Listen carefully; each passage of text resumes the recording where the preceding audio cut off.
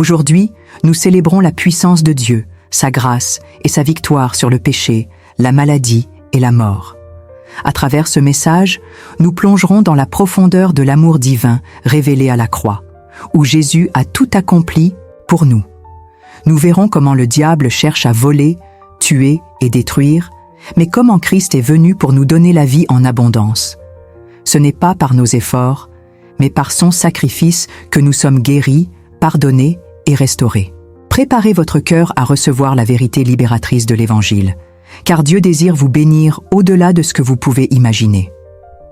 Jésus a dit dans Jean 10, « Le voleur ne vient que pour voler, égorger et détruire.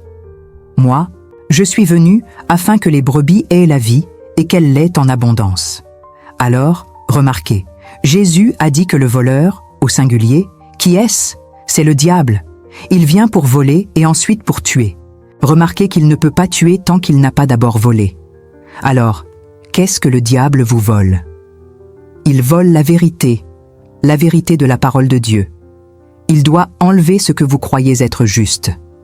Vous voyez, aujourd'hui, le monde entier est submergé par toutes sortes d'informations.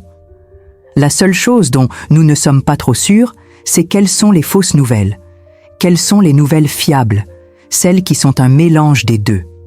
Il y a beaucoup de mélanges qui circulent, mais Jésus a dit « Vous connaîtrez la vérité, et la vérité vous rendra libre. » Or, Jésus lui-même a dit dans Jean 10, nous venons de le lire, que le voleur ne vient que pour voler, tuer et détruire. Dieu ne vous vole jamais, Dieu ne tue jamais, Dieu ne détruit pas. Dieu est un bon Dieu. Amen. Alors, voyons-nous. Aujourd'hui, des maladies, la souffrance? Nous avons des guerres, des famines, de la pauvreté. Nous avons de la dépression, des gens qui souffrent de toutes sortes de situations stressantes, des personnes en désaccord les unes avec les autres, nation contre nation. Il y a même des nations en ce moment qui se préparent à la guerre et on parle de menaces nucléaires, de l'utilisation d'armes nucléaires. Alors, tout cela arrive-t-il? Avez-vous aussi remarqué qu'avec l'avancement de la technologie et de l'intelligence humaine, nous ne sommes pas meilleurs pour autant? Les gens veulent encore se faire la guerre les uns les autres. Dans un cadre restreint, vous voyez que même dans les familles, les relations proches, les gens ont encore des problèmes d'amertume, de ressentiment, de colère, d'absence de pardon. Pourquoi en est-il ainsi? Est-ce le genre de monde dans lequel Dieu nous a amenés? Non. Je regrette de vous dire que nous sommes sur une terre déchue, mais ce n'est pas ainsi que Dieu a créé la terre. Ce n'est pas ainsi. Le plan du Père pour nous au commencement était que nous jouissions d'une abondance généreuse, que nous jouissions de la santé, de l'intégrité, et que nous ne mourrions jamais. Aux yeux de Dieu, la mort n'est qu'un ennemi. La Bible est très claire. La Bible utilise l'expression « le dernier ennemi qui sera anéanti, c'est la mort ». Donc, la mort est étrangère à Dieu. Amen. Dieu est la mort autant qu'il est le péché. Mais au tout début, quand Dieu a créé l'homme et la femme, le premier homme et la première femme, Adam et Ève, nos premiers parents, Dieu les a placés dans le jardin où il les a entourés de surabondance, de munificence, d'extravagance. Il y avait plus qu'assez pour un seul couple.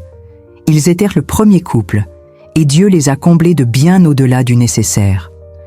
Récemment, je méditais en courant sur le verset de Deutéronome 32, le cantique de Moïse, où il est dit que Dieu dit « Mes instructions se déversent comme la pluie, que ma parole tombe comme la rosée, comme des ondées, comme des gouttes d'eau sur l'herbe. » Voyez-vous à quel point les voix de Dieu sont précises, douces et pleines d'amour.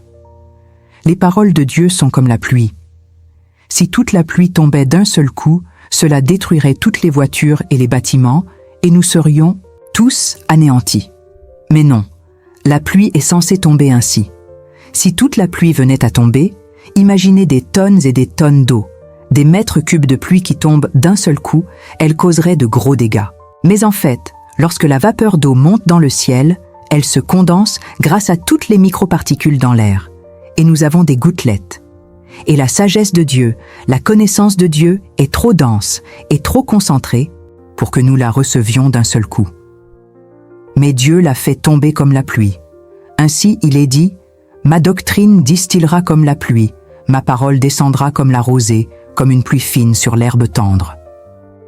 Or, la plante, tendre ici, est comme vos enfants. Dieu sait comment envoyer la pluie de manière à ce qu'ils puissent la recevoir comme la pluie fine sur la terre. Alors, avant que n'arrivent les averses, avant la pluie torrentielle, il y a toujours un léger crachin. Amen. Vous avez la petite pluie sur la plante tendre, puis viennent les ondées sur l'herbe mûre. Les voies de Dieu sont précises.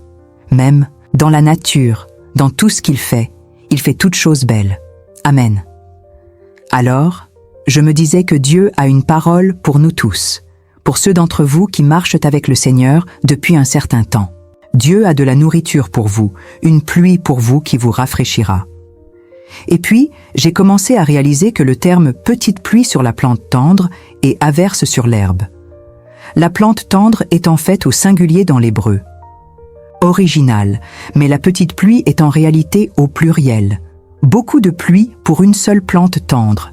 Et puis, les averses sont aussi au pluriel en hébreu, sur l'herbe, qui, elle, est au singulier. Chaque brin d'herbe ne reçoit pas qu'une goutte, mais des averses de pluie. Alors, ce que Dieu a pour vous est plus que suffisant. Dieu est un Dieu qui donne au-delà du nécessaire. Donc, dans un monde rempli d'égoïsme, d'égocentrisme et de péché, les gens osent accaparer ces ressources que Dieu avait données, à tous pour être partagées, et une seule personne peut en fait jouir de bien plus que le nécessaire. Mais pourquoi alors connaissons-nous la pauvreté? Pourquoi Jésus, le Fils de Dieu, qui est venu sur terre pour mourir pour nous, a été crucifié sans aucun vêtement? Pourquoi? Lui qui a lancé les étoiles, les soleils dans l'univers, les galaxies, les planètes, lui qui a créé les saphirs, les diamants, les rubis, il s'est fait pauvre. La Bible dit qu'il s'est fait pauvre pour vous, afin que par sa pauvreté, vous soyez enrichis. Parce que ce qui s'est passé à la croix est un échange divin de tout ce que nous avions perdu à cause de notre péché. Sur la croix, Jésus a porté la couronne d'épines. Pourquoi? Parce que quand Adam a péché, Dieu a dit « Désormais, le sol ne te donnera plus sa récolte aisément. C'est à la sueur de ton visage que tu mangeras du pain. » L'homme devrait peiner. Maintenant, travailler n'est pas la malédiction. Dieu a confié à Adam la mission de s'occuper du jardin du paradis. Et le jardin n'est pas l'idée d'un petit coin de verdure que vous auriez dans votre arrière-cour. Non, ce jardin est tout le paradis sur terre, et Adam et Ève sont les premiers à en profiter. Et Dieu dit « Prends-en soin. » Amen. Donc, il y avait du travail, mais le travail stressant était la malédiction venue à cause du péché d'Adam. Et Dieu dit « Désormais, le sol produira quoi? Des ronces et des chardons. » Amen. Et c'est pourquoi nous avons des épines et des chardons. Vous savez, Jésus, pour nous racheter dans la Passion, il se trouvait dans le jardin de Gethsémane, quelques heures seulement avant d'être crucifié. Sur la croix, il était dans le jardin en train de prier, et la Bible dit qu'il a tellement transpiré que ses capillaires ont éclaté. Or, c'est un état que les scientifiques décrivent comme ne pouvant se produire que sous une immense pression, sous un stress extrême. Les capillaires éclatent et se mélangent à votre sueur, et vous vous retrouvez littéralement à suer du sang. C'est un phénomène très rare, mais cela arrive. Et Jésus a sué du sang, et le sang est tombé sur le sol. Qu'est-ce que cela nous indique? Eh bien, la Bible dit que nous sommes tous rachetés par le sang précieux de Christ. Il n'y a pas de péché dans le sang de Jésus. Il est né d'une vierge. Le sang qui était en lui venait du Père, et ce sang était là pour être versé. Il est venu mourir pour nous. Amen. Parce que nous avions besoin d'être rachetés. Car la création a été assujettie à la vanité. Il n'y a pas d'espérance dans la création. Peu importe à quel point votre alimentation est saine, vous mourrez. Peu importe tout le sport que vous faites, vous mourrez. Amen. Mais Jésus est venu apporter le don de la vie éternelle. En son nom, Alléluia, louez le Seigneur. Et le premier domaine qu'il a couvert pour nous se situe justement dans un jardin, parce que ce qui est arrivé à nos premiers parents s'est passé dans un jardin. Donc, Jésus, pour nous racheter, se trouvait dans le jardin, un autre jardin. Mais cette fois, il a sué du sang. Et plus tard, on lui a posé la couronne d'épines sur la tête. Pourquoi a-t-il sué du sang? Parce que son sang possède une propriété rédemptrice, un pouvoir de rachat, vous rachetant du marché de l'esclavage, vous rachetant de la malédiction, vous rachetant hors des ténèbres, moyennant un prix. Et ce prix était son précieux sang. Et par son sang, il nous a tous rachetés de la malédiction qui est tombée sur l'humanité quand celle-ci a péché. Quand Adam a péché, Dieu dit « C'est à la sueur de ton visage que tu mangeras du pain ». En d'autres termes, toutes les bonnes choses de la vie ne peuvent venir que par votre sueur, par votre dur labeur, par vos peines. Eh bien, tout cela a été racheté pour nous par Jésus-Christ quand il a sué du sang à cause de la vertu rédemptrice de son sang. Quand sa sueur et le sang se sont mêlés, il nous a tous rachetés de la malédiction de la sueur humaine. Ainsi, aujourd'hui, nous recevons les bénédictions, la belle vie, la vie en abondance comme un don, pas par notre sueur, notre sang et nos larmes. Pas par nos efforts humains, mais par sa grâce. L'une des choses les plus difficiles pour les gens, c'est de recevoir un cadeau. Avez-vous remarqué cela? Nous autres Singapouriens, tout particulièrement, vous savez, quand on nous offre un cadeau, on dit toujours « Oh, je ne peux pas accepter ». Non, non, non, je ne peux pas. Pas possible, n'est-ce pas? Par exemple, vous allez en Amérique et on vous propose un morceau de gâteau. Tenez, prenez un morceau de gâteau. Oh non, non, non, ça va. Pas vrai? Nous ne disons même pas « ça va ». Nous disons « ça va, n'est-ce pas? Ça va ». Ils insistent « mais non, prenez un morceau de gâteau. Il est délicieux. Ce gâteau est vraiment bon. » Oh non, ça va, merci. Nous devons au moins dire « ça va » 3 fois pour montrer que nous sommes bien élevés, n'est-ce pas? Alors, je l'ai déjà dit 2 fois là. Propose-moi encore, insiste encore 1 fois. D'accord? Et s'ils ne vous le proposent plus et disent « bon, d'accord », peut-être qu'ils pensent que vous êtes au régime, ils ne veulent pas vous mettre mal à l'aise. Et donc ils disent « bon » et vous répondez « oh, mais qu'est-ce ?» Qui se passe? Vous êtes censé me le proposer encore 1 fois. Non, nous ne savons pas dire merci et ensuite recevoir. Pas vrai? Donc, la meilleure chose que vous puissiez faire, c'est de dire merci. Amen. Quand vous dites merci, vous déclarez « ce n'est pas mon effort, ce n'est pas mon sang, ma sueur et mes larmes. C'est un cadeau. Et je reconnais celui qui donne. Et vous faites plaisir à celui qui offre également. Louez le Seigneur. Amen. Ce que vous avez reçu à l'instant, ceux d'entre vous qui avez été guéris, c'est un don. Ce n'est pas parce que vous l'avez mérité. Vous n'avez pas tenu bon en disant « Dieu, je te promets qu'à partir de maintenant, je vais aller à l'église. » D'accord? La guérison ne vient pas ainsi. En fait, si vous faites cela, il se peut que vous ne soyez pas guéri. Non pas parce que vous voulez aller à l'église, d'accord? Mais parce que vous essayez de marchander avec Dieu, et Dieu ne marchande pas. Amen. Dieu veut que nous recevions par grâce. Amen. Le considérant comme le grand donateur, et nous comme les objets de son amour, les bénéficiaires. Savez-vous que le fait même d'être sauvé de l'enfer est un don? Mais si je vous fais un cadeau, retenez ceci, d'accord? Si je vous fais un cadeau, c'est gratuit pour vous, mais cela me coûte quelque chose. Amen.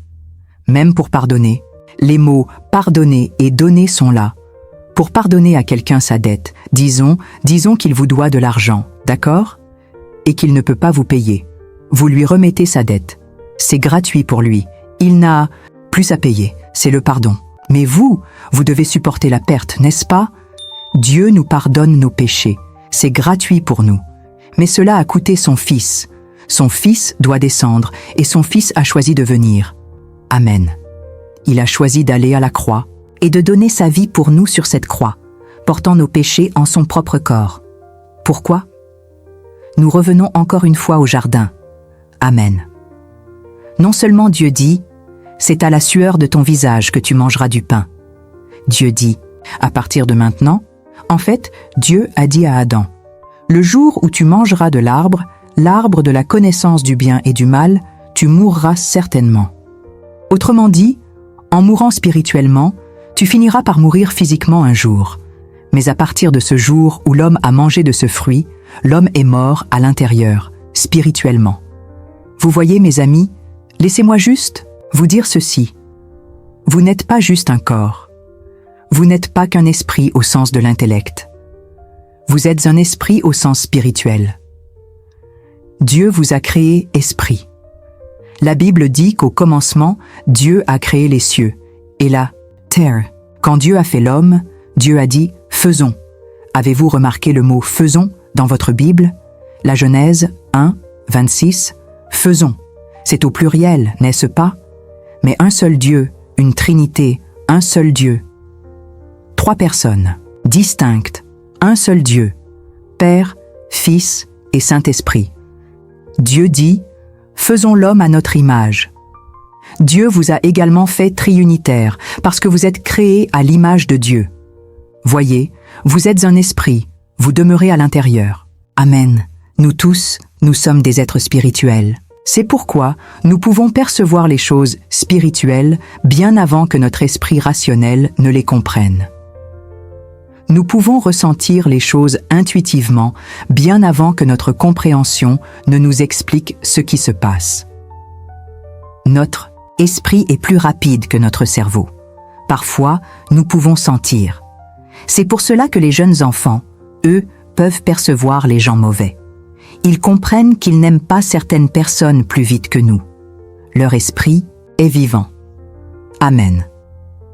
Quant à nous, nous ne réalisons pas que nous pensons simplement être notre corps. Nous ne sommes pas notre corps.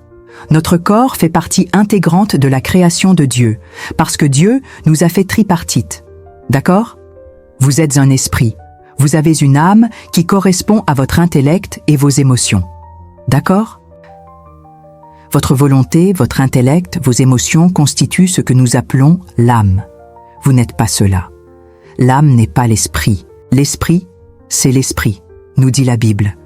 L'esprit est à l'image de Dieu. Dieu est esprit.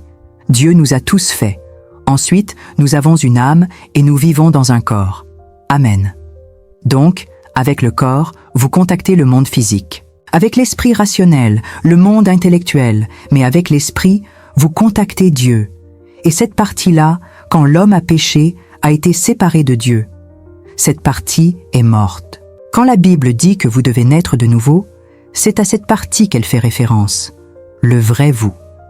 Et c'est pourquoi vous pouvez avoir beaucoup d'argent et pourtant être un pauvre homme avec beaucoup d'argent, parce qu'au fond, c'est mort. Jésus l'a exprimé ainsi. Et que servira-t-il à un homme de gagner le monde entier s'il perd son âme? Amen. Et l'âme, c'est votre être intérieur, esprit et âme. Votre esprit, la partie de vous, qui vient de Dieu, et votre âme correspond à vos émotions. Voyez cette partie de vous. Vous vous rappelez des années 70? J'étais très jeune à l'époque. C'est cette partie. L'âme, c'est ça, l'âme. Votre esprit et votre âme constituent votre être intérieur. Mais vous vivez dans un corps. Alors, si je meurs maintenant, ce que je ne ferai pas, j'essaierai de ne pas le faire par la grâce de Dieu. D'accord? Si je meurs maintenant, pouf, mon corps tombe, n'est-ce pas? Moi, je sortirai de mon corps. C'est le vrai moi. Je regarde en bas et je dis « Waouh, qu'est-ce que ce beau cadavre fait là ?» Pourquoi vous riez tous? D'accord, aucun cadavre n'est beau, c'est vrai. Donc, je sors de ma demeure. Mais je ne peux plus vous appeler. Pourquoi? Mes cordes vocales, par lesquelles je communique avec le monde physique, ces cordes ne sont plus avec moi, elles sont là en bas, n'est-ce pas? Mais je suis toujours vivant. Comment l'expliquer? Il doit bien y avoir un endroit où m'accueillir, le ciel ou l'enfer. Nous savons que la mort n'est pas naturelle. C'est pourquoi nous n'aimons pas aller aux funérailles. Nous y allons par amour, par respect pour les personnes présentes, mais nous n'aimons pas y être. Nous aimons assister au mariage. C'est une célébration de la vie et des naissances nouvelles. Mais nous n'aimons pas la mort, parce que nous savons que la mort est étrangère à notre nature. Vous avez raison, mon ami. Vous le ressentez dans votre esprit, parce que la mort n'était jamais censée exister. Et aujourd'hui, nous célébrons la résurrection de Jésus-Christ. Pourquoi? Parce que Jésus est ressuscité d'entre les morts. Pas de manière métaphysique, pas de manière éthérée. Jésus est ressuscité corporellement, et il déclare « Parce que je vis, vous vivrez aussi. » Amen. Donc, l'une des choses que Jésus a vaincues sur la croix, c'est la mort elle-même. Alléluia! Alors, revenons à ceci. Quand Dieu a voulu créer les plantes et tous les arbres fruitiers et tout cela, qu'a dit Dieu? Dieu s'est adressé à la terre. Dieu a dit à la terre que la terre produise de la verdure, de l'herbe à grains, des arbres fruitiers qui donnent du fruit. Et c'est ainsi. Toutes sortes de variétés sont venues d'une seule parole. Et puis Dieu, quand Dieu a voulu des poissons, Dieu ne s'est pas adressé à la terre. Dieu s'est adressé à la mer. Dieu dit que l'eau pullule d'animaux vivants et que les oiseaux volent dans le ciel au-dessus de la terre, les baleines, les grandes créatures. Et il en fut ainsi, dit la Bible. Dieu vit que c'était bon. Remarquez, quand Dieu voulait de la végétation, des arbres fruitiers et tout le reste, Dieu s'est adressé à la terre. Quand il voulait des poissons, il s'est adressé à la mer. C'est pour cela que si vous coupez l'arbre ou la plante de son lien avec la terre, de sa connexion à la terre, il meurt. Vous sortez le poisson de la mer, il meurt. Quand Dieu a voulu faire l'homme, Dieu s'est parlé à lui-même. Il ne s'est pas adressé à la terre. Il ne s'est pas adressé à la mer. Il s'est adressé à lui-même. Et voilà ce que Dieu a dit. Faisons l'homme à notre image et à l'image de Dieu. L'homme fut créé. Il créa l'homme et la femme. Amen. Qu'est-ce que cela signifie? Sans la terre, l'arbre est mort.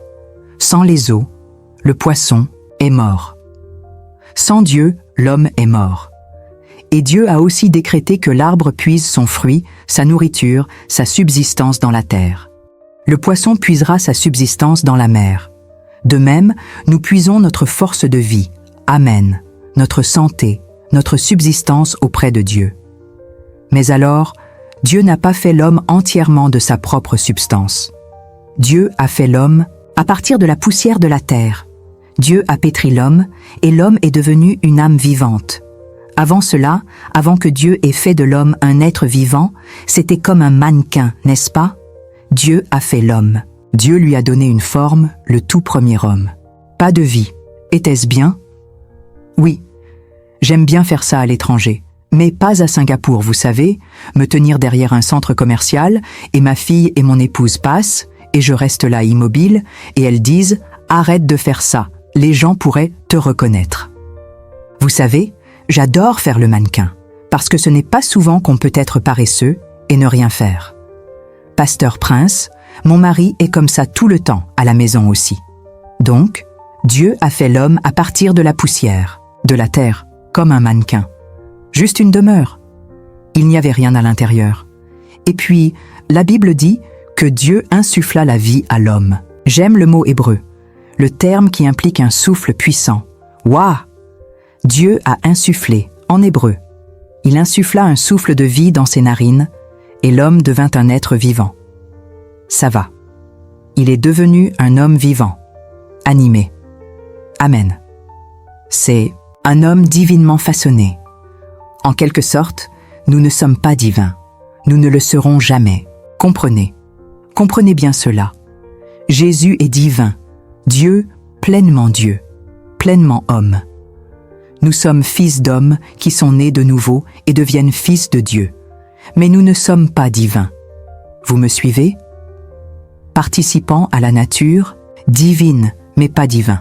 D'accord? Seul Dieu est divin. Alors, regardez ceci. À présent, nous possédons la vie de Dieu. Donc, cette vie qui vient de Dieu ne peut pas mourir. Elle doit être hébergée quelque part. Elle ne peut pas aller au ciel, car elle est pleine de péché. Car si elle est pleine de péché, elle ne peut pas rentrer au ciel. Donc, elle doit aller quelque part. Et l'enfer n'a pas été créé pour l'homme. Jésus lui-même a dit que l'enfer a été préparé pour le diable et ses anges déchus. Amen. Mais l'homme ira là s'il décide de suivre cette voie. Alors, Dieu ne forcera pas l'homme à faire ce choix. Maintenant, la question se pose. Au fait, Dieu a donné l'autorité à l'homme. Regardez toutes ces souffrances dans le monde d'aujourd'hui.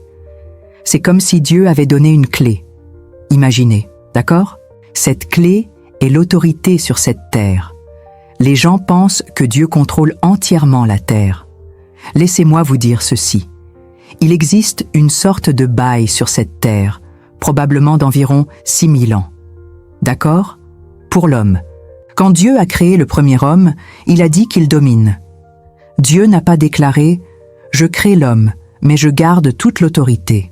Il a donné la terre. » La Bible dit dans les psaumes « Il a donné la terre aux hommes. » Autrement dit, Dieu a confié à l'homme l'autorité sur cette terre. C'est comme s'il lui avait remis la clé.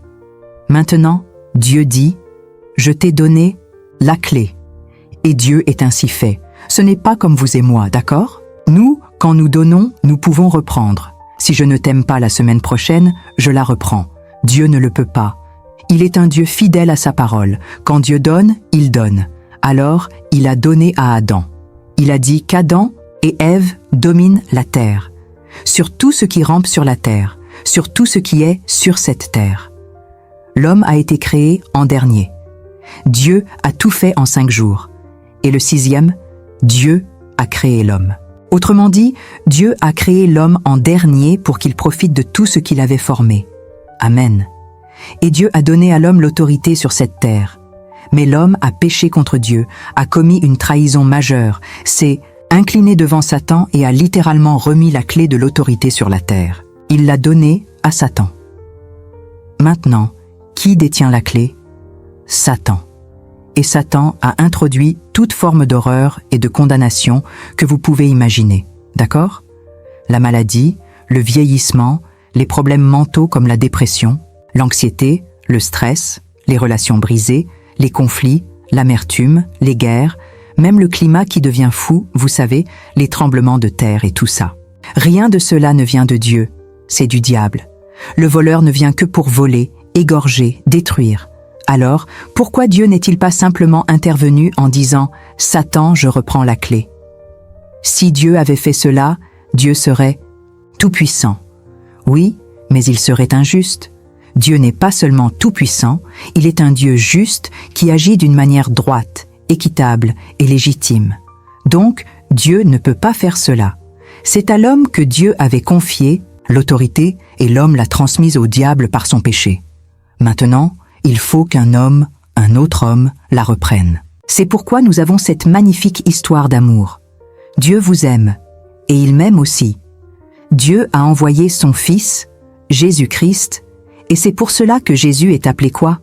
Le dernier Adam.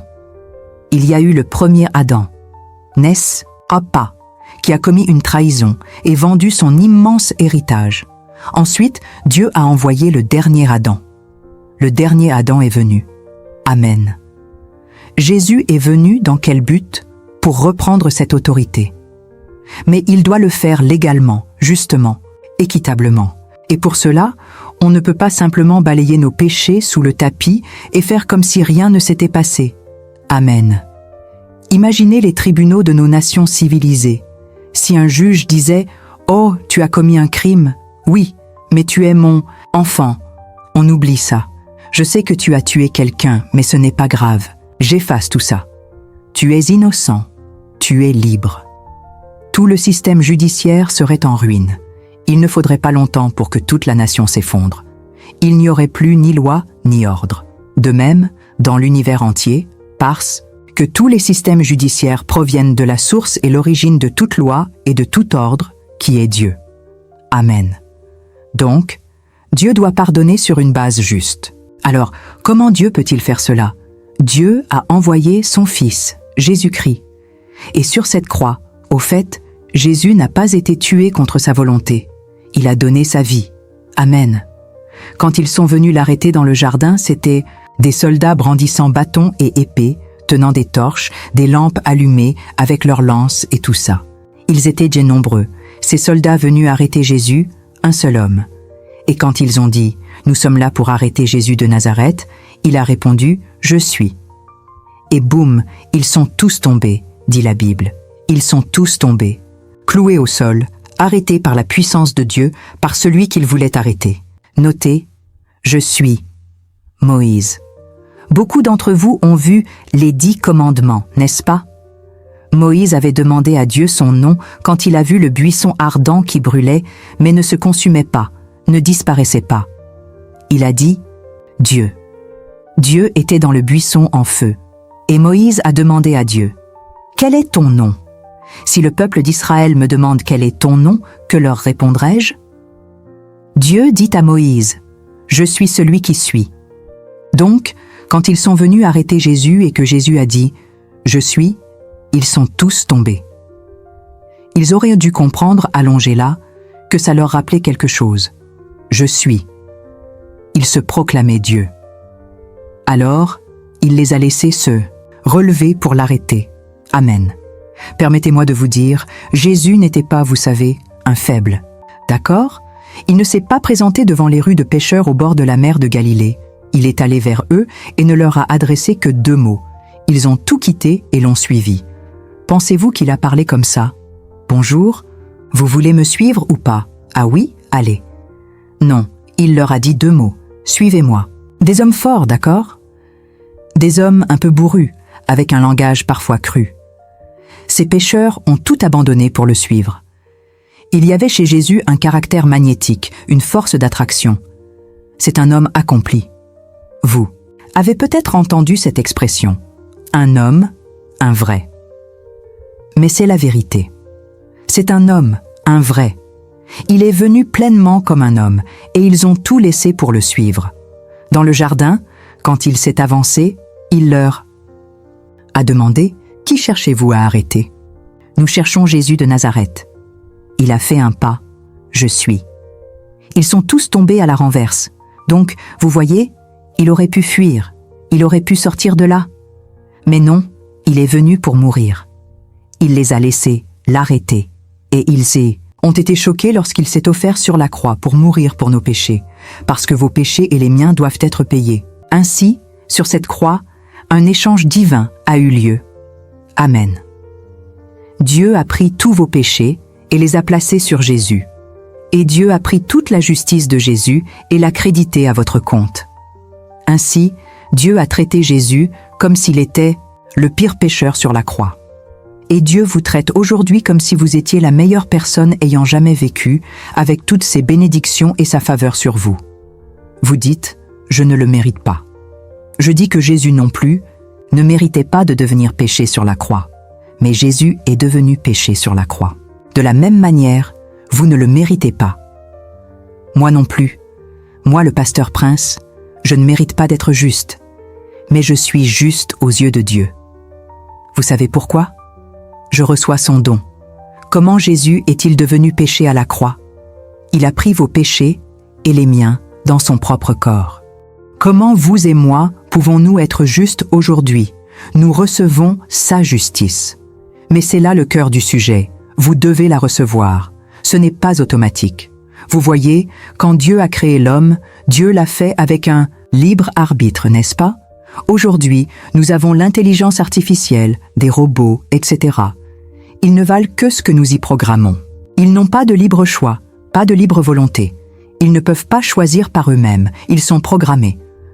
Voudriez-vous épouser une IA ? C'est une question risquée à poser au XXIe siècle. En vérité, certaines personnes pourraient répondre oui. Enfin bref, il y a même des livres et des films qui parlent de tomber amoureux d'eux. Oh là là ! De toute façon, en général, pour vous tous qui êtes saints d'esprit, voudriez-vous épouser un robot ? Une IA ? Bien sûr que non. Amen. Dieu ne veut pas d'un être qu'il a créé à son image et qui n'a aucun libre choix. Mais c'est le point crucial, voyez-vous ? Quand Dieu a fait l'homme et la femme, Dieu les a entourés de tant de... Il ne faudrait pas dire tant de choses, mais plutôt de tout ce qui était bon pour eux, bénéfique pour eux, abondant pour eux, riche pour eux. Tout était pour eux. Tout autour d'eux était bon. Les gens demandent, pourquoi Dieu a-t-il mis l'arbre au centre du jardin et leur a dit de ne pas en manger ? Dieu devait le faire parce que s'il a créé un homme avec un libre choix et qu'il l'entoure de tout ce qui est bon pour lui et qu'il dit « Souvenez-vous, mon conseil, c'est de choisir le bien », vous voyez ce que je veux dire ? Tout. Ce que je choisis est bon. Non, pour que le côté judiciaire de Dieu soit mis en valeur, soit révélé, comme le diable lui-même dirait, laisse à l'homme la liberté de choisir. Il doit exister au moins un arbre qui amène l'homme à choisir s'il veut encore Dieu ou non. Malheureusement, c'est précisément cet arbre-là que le diable lui-même est venu montrer. Dieu est-il généreux ? Au fait, le diable rend toujours Dieu plus avare qu'il ne l'est vraiment. D'accord? Dieu est un bon Dieu. C'est lui qui vient pour donner et donner, pour bénir et bénir, pour guérir encore et encore, pour vous édifier encore et encore. Amen. Il ne vient pas pour tuer, voler ou détruire. C'est le diable qui fait ça. Le diable est venu vers Ève et a dit « Es-tu sûr que Dieu ne veut pas que vous mangiez de tous les arbres du jardin ?» Comme si Dieu n'était pas généreux. Et elle a répondu « Non, non, non, on peut manger des arbres, mais de ne pas manger de cet arbre et ni de le toucher. » Elle a ajouté à la parole de Dieu. Savez-vous où était Adam tout ce temps? Il était là. Il écoutait le serpent parler à sa femme, et sa femme répondre au serpent, et le serpent répondre à sa femme, et il attendait sans rien dire. C'est pourquoi Adam rime avec Attends. Le mal règne quand les hommes de bien gardent le silence, et beaucoup de fils d'Adam sont toujours là. Mesdames, ne dites pas Amen. Mes yeux, nous devons parler, sinon le diable met la dépression. Dans l'esprit de votre épouse, l'anxiété, les soucis et tout cela. À moins que vous ne parliez. D'accord? Stop. C'est un sermon sur le mariage, d'accord? C'est pour une autre fois. Revenez régulièrement, nous en parlerons.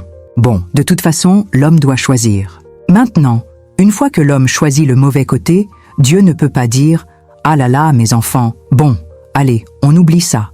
Dieu ne peut pas faire cela. Dieu doit ramener l'homme de manière juste, légale. D'où la croix de Jésus-Christ. Là, tous les péchés de l'homme sont tombés sur Jésus. Il est mort à notre place. Je veux que vous vous détendiez. Nous avons une petite vidéo à vous montrer, mais sachez ceci. Même si c'est animé, c'est quelque chose que j'ai vu dans mon esprit il y a de nombreuses années et que j'ai tenté de faire produire par notre équipe de création, mais cela contient l'essence de l'Évangile, car tout est vrai. Voilà ce qui s'est passé dans le monde spirituel quand Jésus était suspendu à la croix. Installez-vous. Oh! L'une des dernières paroles que Jésus a criées sur la croix fut « Tout est accompli ». Qu'est-ce qui est accompli? Ce pourquoi? Il est venu? La Bible relate la jeunesse de Jésus en un seul passage, quand il avait 12 ans. Il a dit à ses parents alors qu'il était dans le temple « Ne saviez-vous pas qu'il faut que je m'occupe des affaires de mon Père ?» Les affaires du Père, c'est de chercher ce qui est perdu, de guérir ce qui est brisé, de ressusciter ceux qui sont morts. Et sur la croix, il a crié « Tout est accompli ». La mission qu'il était venu accomplir était terminée. La loi, les 10 commandements, ont été accomplis en Christ. Alors, quand vous croyez en Christ, Dieu vous donne une note A+ pour ce qui est des 10 commandements, comme si vous les aviez tous observés. La puissance du diable sur vous est maintenant brisée. C'est fini, c'est fini. Il continue de jouer le maître trompeur, et un grand menteur est quelqu'un qui sait faire croire qu'il a du pouvoir alors qu'il n'en a plus. Et la Bible dit que Jésus est descendu pendant les 3 jours et 3 nuits. Après avoir payé pour nos péchés, il est descendu dans un lieu appelé Sheol, c'est-à-dire l'enfer. Et là, Jésus a proclamé la nouvelle qu'il était le Messie promis depuis longtemps dans l'Ancien Testament à tous ceux qui étaient retenus. Ce n'est pas le purgatoire, c'est un autre enseignement en soi. Tous ceux qui étaient justes, qui avaient cru en la venue de Jésus-Christ avant que Jésus ne vienne. Cela inclut tous les saints de l'Ancien Testament. Ils étaient gardés dans une partie de l'enfer, pas le lieu de souffrance, pas le lieu de tourment. C'était un endroit appelé le paradis. Aujourd'hui, il est vide. Jésus les en a fait tous sortir avec lui quand il est ressuscité d'entre les morts. Et Jésus est ressuscité corporellement. Et maintenant, il détient les clés de l'enfer et de la mort. Il possède les clés du royaume des cieux. Souvenez-vous des clés dont je vous ai parlé. C'est un être humain qui a remis la clé de cette terre à Satan. Maintenant, c'est un homme qui l'a récupérée de façon juste, totalement juste. Et le diable ne peut rien y redire. Et savez-vous à qui il a remis cette clé? À tous ceux qui le suivent, à tous ceux qui croient en lui. C'est comme s'il disait « Je vous donne les clés du royaume des cieux. Tout ce que vous permettez sur la terre sera permis par le ciel, et tout ce que vous interdisez sur la terre sera interdit par le ciel. » C'est pour cela que nous avons laissé passer beaucoup de choses sans réaliser que nous avons l'autorité pour prier et ordonner. Aucune maladie n'a quitté le corps de quelqu'un tant qu'il n'y avait pas un ordre donné au nom de Jésus. parce qu'il nous a donné l'autorité. J'ai tellement plus à partager avec vous, mais je dois vous laisser maintenant. Alléluia. Amen. N'êtes-vous pas heureux que je sois toujours présent ici? Amen. Amen. Que chacun incline la tête et ferme les yeux. Si vous n'avez jamais... Je ne vous demande pas, chers amis, d'adhérer à une religion. Ce n'est pas une religion. C'est une relation avec le Dieu du ciel et de la terre qui vous aime tant. Il vous a aimé. Il ne voulait pas vous voir périr.